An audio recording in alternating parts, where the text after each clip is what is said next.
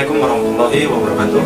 Kenalkan, nama saya Dani Putrajaya, D4 Arsitektur Bangunan Gedung dengan NIM 42019278082. Oke, di sini saya akan menjelaskan tentang rancangan desain sekolah saya dengan makul arsitektur hijau. Latar belakang rancangan. Pembangunan sekolah merupakan integrasi berbagai pemenuhan kebutuhan hidup di kota, baik fisik, ekonomi maupun sosial. Pembangunan fisik berkaitan dengan tata ruang dan arsitektur kota yang tidak jarang merubah morfologi kota secara besar-besaran. Kemajuan kota besar, apalagi ibu kota, sering identik dengan tumbuhnya hutan gedung tinggi sebagai identitas kota. Berkurangnya ruang terbuka hijau, meningkatnya polusi udara, air tanah merupakan dampak yang timbul dari pembangunan jika tidak memperhatikan faktor lingkungan. Hal ini secara langsung atau tidak langsung mempengaruhi terhadap kesehatan masyarakat. Saat ini pemikiran serba hijau seperti green building, green arsitektur, green infrastruktur, green lifestyle merupakan wujud kepedulian terhadap kelestarian alam. Definisi green building. 1. Tempat guna lahan. Artinya lokasi konstruksi bangunan harus layak atau sesuai.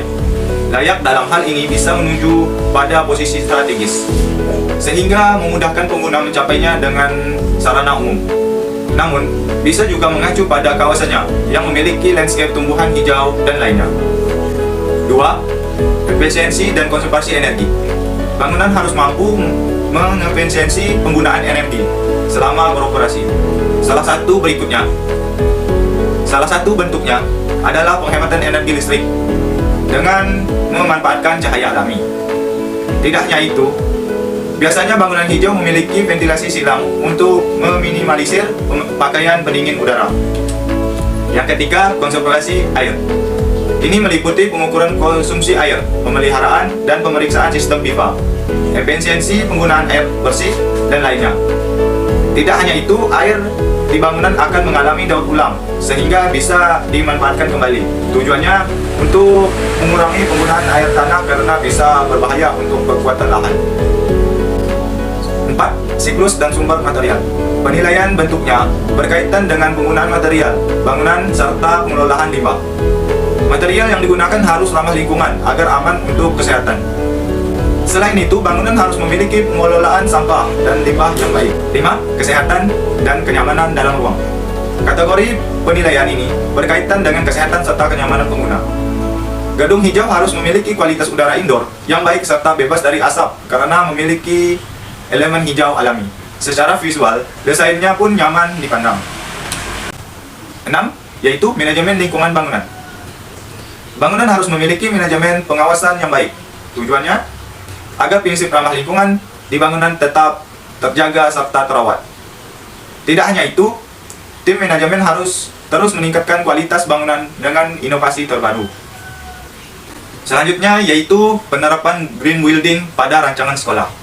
Jadi, dalam rancangan ini saya memasukkan 3 penerapan green building pada rancangan sekolah. Salah satunya yaitu tempat guna lahan. Tujuannya memiliki lahan vegetasi untuk meningkatkan fungsi alamiah tanaman, fisiologi, dan meningkatkan kenyamanan dan kesehatan fisik serta psikis pengguna. Tolak ukurnya, adanya penanaman pohon pelindung pada pekarangan sekolah lebih banyak dan standar minimumnya. Yang kedua, penerapan efisiensi dan konservasi energi. Tujuan, penghematan konsumsi energi dari sistem pencahayaan buatan, menghemat penggunaan energi di perencanaan penggunaan AC sesuai kebutuhan. Tolak ukurnya, menggunakan lampu dengan penggunaan listrik sebesar 30% lebih hemat daripada besar pengguna listrik. Hanya menggunakan AC maksimum 50% dari total luas lantai. Yang ketiga yaitu penerapan konservasi air. Tujuan, menggunakan air hujan sebagai sumber air alternatif. Tolak ukurnya, menyediakan fasilitas penampungan air hujan berkapasitas 200 liter dan menggunakan kembali untuk fungsi toilet. Konsep rancangan ini tentu saja ini sudah termasuk konsep green building berkaitan dengan bagaimana konsep bangunan yang ramah lingkungan. Oleh karena itu, konsep green building bukanlah konsep yang eksklusif yang hanya dapat dijangkau oleh golongan menengah ke atas. Akan tetapi, konsep tersebut merupakan konsep yang inklusif, dapat terjangkau oleh kalangan yang lebih luas. Salah satu yang menjadi dasar pada rancangan adalah penerapan vegetasi pada lingkungan sekolah, karena selain membuat kenyamanan pada sekolah, juga berpengaruh pada masyarakat di sekitar, agar pengguna memahami pentingnya mencintai dan melestarikan lingkungan. Oleh karena itu, perancangan sekolah ini akan memaksimalkan penerapan konsep green building dan diharapkan dapat memberi wawasan bagi masyarakat untuk menghasilkan suatu generasi yang peduli akan lingkungan dan dapat memperbaiki gaya hidup masyarakat di masa akan mendatang. Oke, itulah penjelasan dari rancangan sekolah saya yang termasuk dari materi-materi arsitektur hijau yang terdiri dari konsep, definisi, latar belakang, dan penerapan pada rancangan. Sekian dari saya dari Putra Wijaya. Wassalamualaikum warahmatullahi wabarakatuh. See you next time.